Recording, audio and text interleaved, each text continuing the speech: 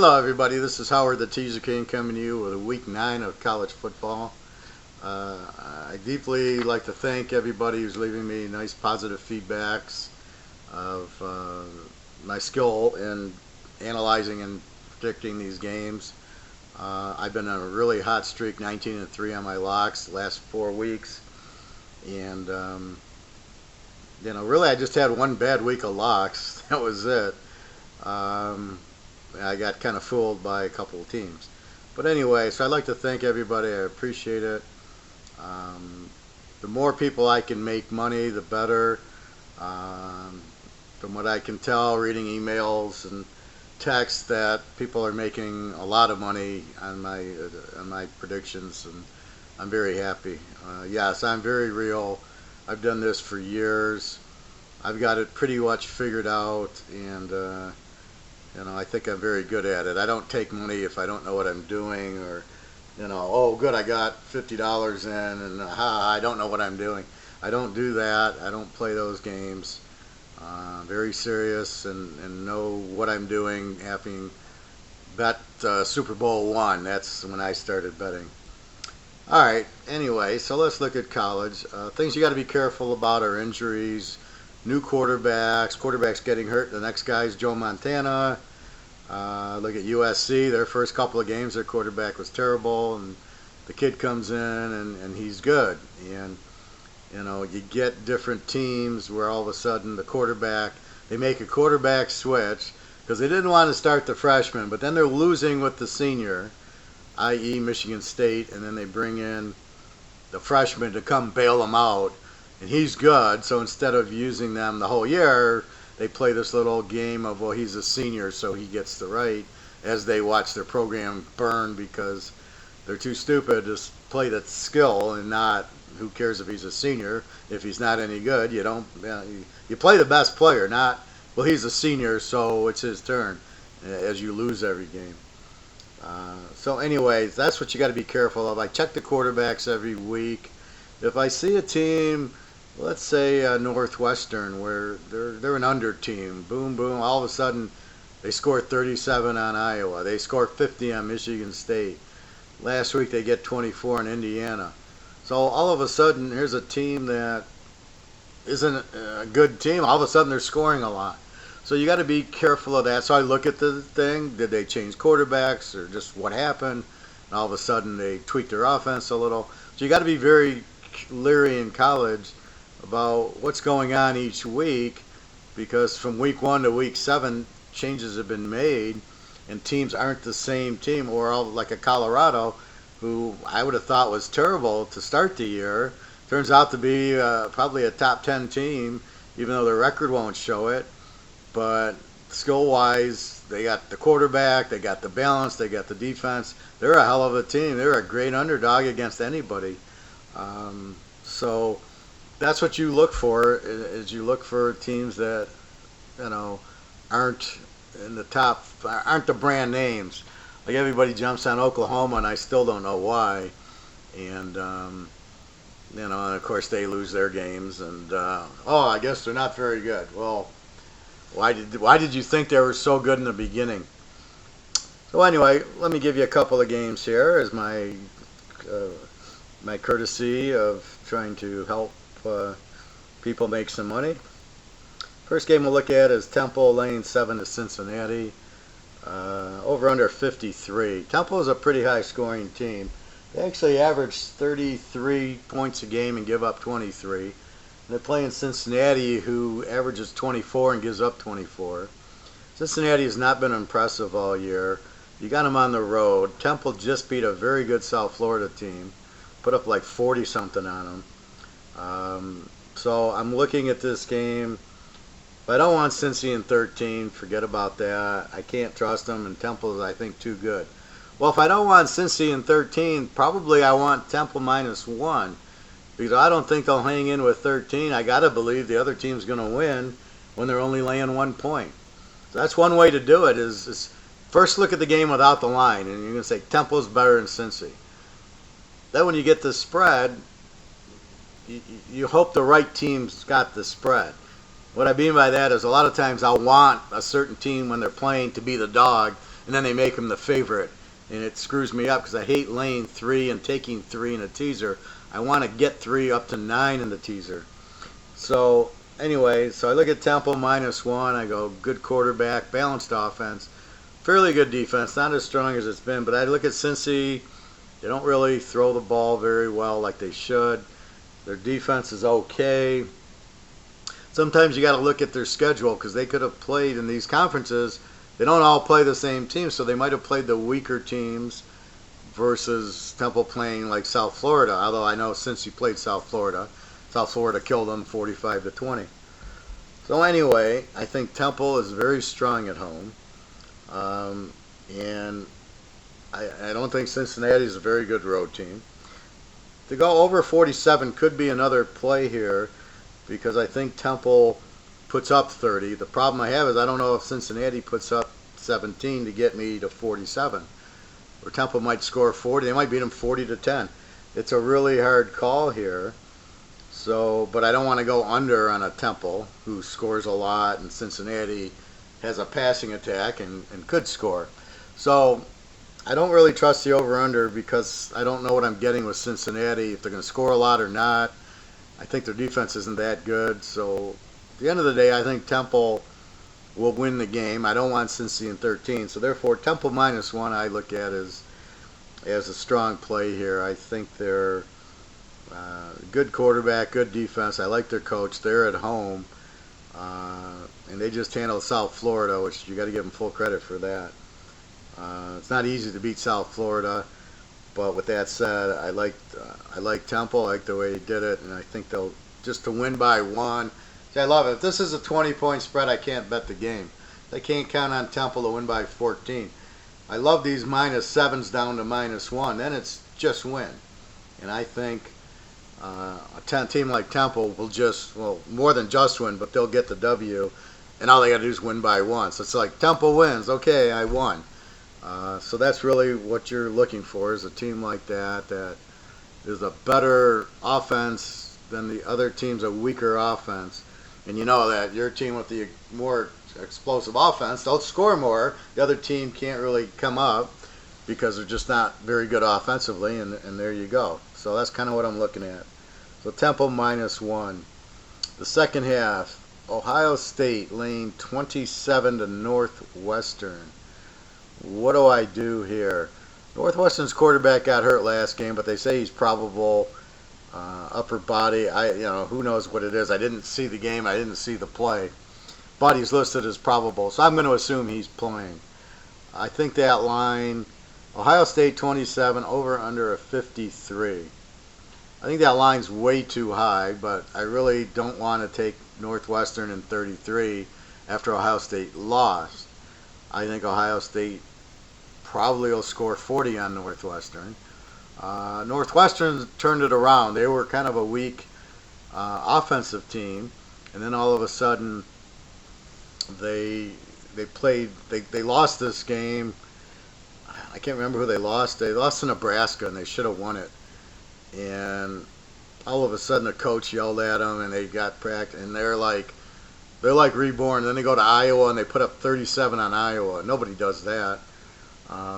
Wisconsin couldn't do it last week here, so Northwestern puts up 37. They put up 50 on Michigan State, who Michigan State's bad, but their defense has always been good, and all of a sudden Northwestern's putting up a 50 on them. And then last week, 24 on Indiana. Like I said, the quarterback maybe got hurt, and they started running the ball near the end, but an easy win. Ohio State, after that heartbreaking loss on the missed field goal, will be very fired up. And I think Ohio State, let's not forget Michigan State put up 30 or something on Northwestern. So all of a sudden their defense isn't as strong as it usually is, but their offense is stronger. Leads me to think they're an over team. Ohio State, we know, is an over team. And they had 2 tough games at Wisconsin. Nobody's putting up a lot of points. And at Penn State in a whiteout, these Saturday night whiteout games. So they're not going to, they put up 21 on them. And they were driving. If they make the field goal, they put up 24. But again, that's on on the road in a tough environment. Here you're at home. Here I expect Ohio State to put up a 40. So So now I got 40. I'm laying 27. That means if Northwestern gets 20, I lose. 40 to 20 is a loser because that spread's way too high. So you have two choices here. You either take Northwestern in 33, or you go, to me, over the 47. Because I don't think Northwestern's defense, let me give you the number. Ohio State scores 45 a game, gives up 14, and Northwestern scores 25, gives up 21. But that 25 is misleading because they had a few low-scoring games earlier in the year. In the last few weeks, it's probably more like a 35. All of a sudden, Northwestern's a pretty high-scoring team. Their defense isn't as strong. In Ohio State, we know that they're not as, they scored in the 20s. They scored 30 on Wisconsin, in the 20s on Penn State, but we know at home and against Northwestern, you're looking at a 40. So I'm looking at a game of 40 to 24 minimum. That's 64. I got an over-under of 53 that I can go over 47. 47 in college is a joke unless you're talking about a Wisconsin.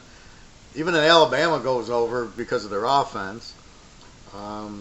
There's very, like maybe a South Carolina who has a great defense and no offense. Those are your under teams, right? Vanderbilt, teams with good focus on defense. Stanford, great defense, no offense. That's how you play an under game. Wisconsin, but not Ohio State scores too much, so they're like Alabama. They can put up a 40 by themselves. So if I get 40 by Ohio State, 24 by Northwestern, 64, and all I need is 47. 47's 27 to 20. There's no way in hell Ohio State's not hitting 30. I mean, that's a minimum 30 for them. I don't see how Northwestern doesn't score 14. Let's be generous and say Ohio State's defense is so good and keeps them down. But I just don't think that's the case here. I think Northwestern finds a way to score minimum of 14. Ohio State a minimum of 40 is 54, and I got to go over 47. So I don't really see how they're going to stop Ohio State after a loss from scoring 40. I say the minimum score of this game is 34-14, which is 49, which is still over the 47. That's how I look at it. I look at two good offenses. Yes, Ohio State's got a good defense. Nobody's arguing that, but you can run on them, and Northwestern's got an excellent runner, and their defense is suspect. It's not as strong as it was, and partly it's because of their offense. If they've changed their offense philosophy, any of these teams that do the no-huddle, their spread offense and pass a lot, their defense suffers because they don't rest, which makes it an over game. So I don't really know if Northwestern's going to that, but you put up 50 on Michigan State, and they gave up 30 to Michigan State, who has no quarterback and no offense. You're looking at this Northwestern's. I think it'll be 40 to 24, maybe 44-24, somewhere in that neighborhood. 44-20. I think they'll score at least 60. You're laying 47 here. Take the over in the Ohio State Northwestern game. Take it with Temple. Let's call it a 7-unit play. What's a 7-unit play? Well, what's your bankroll? The thing I learn about as I get customers and as I talk to people in Caesar's Palace and the Venetian, they don't know what they're doing. They don't have a plan. What's the bankroll? They don't know. How much are you betting a unit? They don't know. I'm betting a couple $100, and if Seattle loses, I'm dead. And you're like looking at them, why do you let one team ruin you? You shouldn't. So your bankroll is a percentage. You have a bankroll, a couple thousand. Your units are a percentage of the bankroll. In the games, if this is 7 units, maybe your units are $20 a piece, so maybe you bet $100 on it with a $2,000 bankroll. The game loses, you're not broke. You can't. I think people try to get all the money up front. They try to hit the big game and double their money. They're not doing it right. You build your money as you go. So, depending on your bank, if you have a $500, there's a kid emailed me. He's got a $500 bankroll. Well, how much should I bet? I said, you bet $10 a game. You don't have money to bet. You cannot, because they're gonna find a lot of games you can't play. You have a $500 bankroll. You can't play them for $100 a unit. Put $500 on one game. Especially with me, I go 75, 80%. I don't know. I didn't figure out the percent of 19-3, but I would imagine it's in the 90s. So even with me, so I do lose 10%. So you can't just bet. So, but if you play small and play all my locks, you're gonna win, and that's So you win 4, you lose 1. Okay, here we go. So I netted 3, and then you just raise your units, but add your bankroll. But that's what you need to do. So I don't like when I hear somebody say, "Well, it's all riding on this one game, and if I lose it, then then I can't bet anymore," and all that stuff. And I just, when I hear that, I just assume they don't know what they're doing. They like to bet, so it's not prudent to winning. Let's say you're not going to win like that. I don't bet that way. I don't teach people how to bet that way. Figure out your units. A 7-unit play. If your units are $20, maybe just make it $100, or maybe make it $70. But you don't have to just go strictly. All that means is I like it more than the 5-unit play. So if I give you a 5-unit play, a 7-unit play, and a 9, so on my thing would go 577, 777, 977. All that means is the 977 I like more than the 577. So you can still play your $50 on the 977, and I'd rather have you play the $50 on the 977 than on the 577. That's all I'm saying is get what your bet is that won't kill you, this game will kill you. And what I do recommend, if you do buy my locks or anything you buy from me, that you play your locks for whatever's a comfortable unit, and play it in 2 teasers is fine. The lock I have going this week, I got it in 2 teasers. I got 2 locks and 2 teasers, so and that's what I do. But it's not for all my money. I think we're up $30,000 on the site. I don't have a $30,000 bet out there. I have a $1,000 bet out there for $30,000, but not a $30,000 bet. I would never do that. Why would I risk $30,000? I'm up 30. Why would I risk 30? I'll risk $1,000. I'll get it to 35. I'll get it to 40. That's what you do, is you slowly build it up. So anyway, there was trying to think of the email. Anyway, one kid asked me, who do you like in this game or that game or this game? And I said, screw all that, just bet the lock. You've got the lock. Why are you gonna play these obscure games? Duke, Georgia Tech. Who the hell knows? Don't play Duke, Georgia. Play Temple instead. Play this Ohio State over. That's what you want. When you find the game, that's the game you put in it. People are, it's like, I'd like to know why you like the Duke, Georgia Tech game. Who do you like in it and why? How do you get an angle on it? I look at the game and I don't have a clue. Georgia Tech, can Duke stop the triple option? What kind of defense does Georgia Tech have? I don't even go there. It's just I look at the game going, no, I got better plays. I don't want to go there. One team that I'm guessing at is Auburn. All of a sudden they can't score. Now they're putting up 50, 60 points. I look, their quarterback's still Sean White. He's nothing. They're running the ball better. So I'm just looking at, like, okay, what do I do with Auburn? Are they really that much better or not? LSU's all of a sudden, their coach is gone. They're opening it up and scoring more. So again, you're trying to figure out what's going on, and it usually starts with the coach and the quarterback.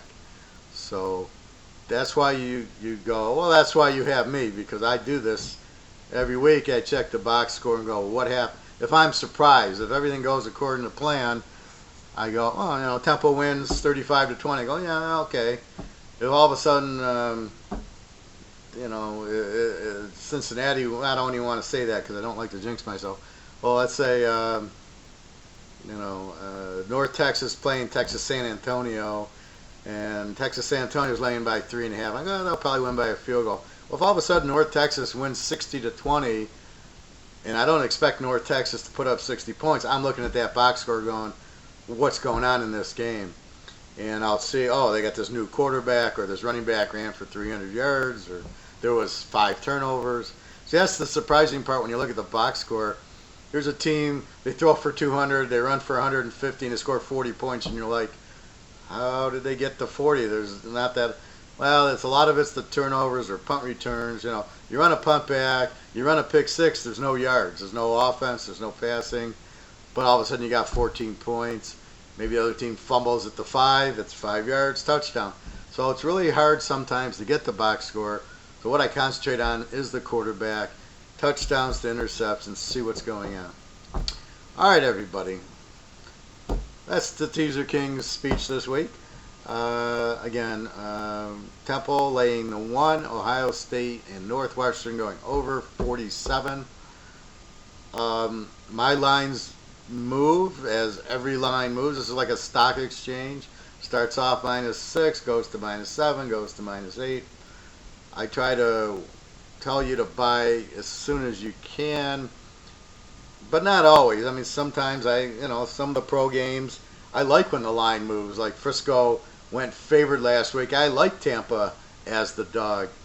So it's not always get there first, but some of the lines, some of the games, I know the line's going to move. I know which way the line's going to move, and I like to get my bet in early to get a better number. You know, like Temple's laying 7. Well, it could go to 8 or 9. If it goes to 9.5, it's not the same bet. 7 is just win by 1. 9.5, they got to win by more than 3. That's a different bet. So people ask me if the line moves 1 or 2. Usually in over-unders, I don't care if the line moves 1 or 2. It's just a fluke if it hits the number, but usually, like here, I'm anticipating Ohio State to score 60. The over-under is 53, I go over 47. So if it goes to 55 and you go over 49, I'm not expecting them to hit right at 49. I'm expecting a 60. So over-unders, I'm not generally worried about a point or 2.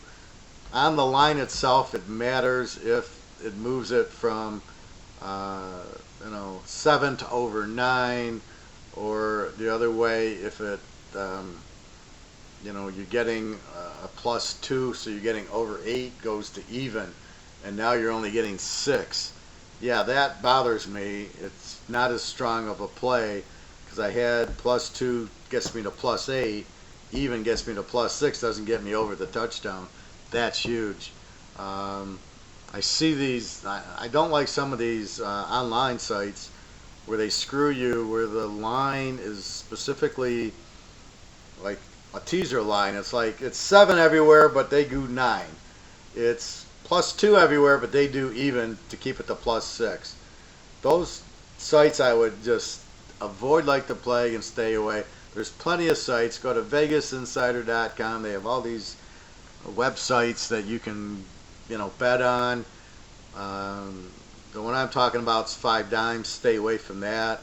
That's a terrible site. They screw with their lines. It's not what we're looking for, especially with teasers. When I see a +2, I expect to get a +8, not it's even, I get +6. Anyway, please join several sites and get the best line. I mean, yeah, most of the lines are +2, +2, +2, but you get this 5 Dimes and it's even, screw them. I wouldn't give them my business, and I would just go somewhere else, and because it's going to affect you. And getting I had Seattle locked last Sunday night, and it's it's 3-0, and it goes 3-3. I had them +2, so I had them +8. It was all over. My lock was over when Seattle kicked the field goal. There's no way they could lose once it went 3-3, because if Cardinals scored, they win 10-3, and that's it. Even in overtime, if they score, they don't kick the extra point. But my friend had it at +6. Well, it's a totally different animal. He got away with it at +6, but really, it's not a plus. It's +8. So you've got to get to the right site or the right casino or however you make your bet to get the right, get the proper odds. If it's You want to get over the touchdown and under the field goal and over 10. You want to get 10.5 or under 10 if you're coming down, or under 21 or over 28. Whatever that touchdown, that's what you want to get. Okay, everybody, it's Teaser King, www.teaserking.com. Last week of the reduced lock, $65. Next week I probably do it for $90, and I'll probably just leave it at $90. Come down from the 125. I think that's probably the fairest, and I want to, make sure people can afford it, and so I'll probably leave it there going forward. All right, everybody, have a great weekend. www.teaserking.com. Thank you very much. I appreciate it.